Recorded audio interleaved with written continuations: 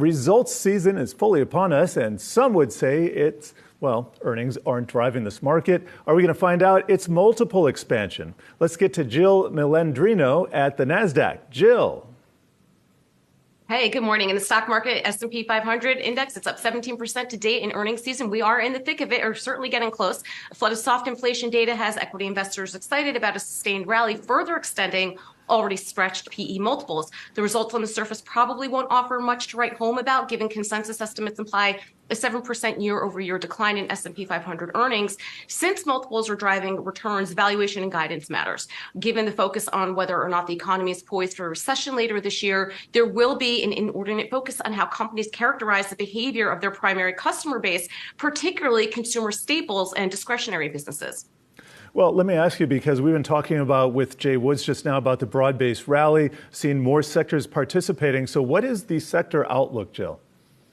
From a sector perspective, the energy sector is projected to detract the most from earnings growth, with consensus estimates showing a 48% decline in profits amid the significant drop in oil prices over the last year. Conversely, the consumer discretionary and communication sectors are the only two sectors projected to record double-digit earnings growth, 27% and 13% respectively. All right, we want to talk some econ data. Retail sales taking a back seat today amidst earnings rolling in. But let me ask you, is this still a key report? The results today, I think for June, were up 0.2%. That's just barely keeping pace with inflation. Does it still matter?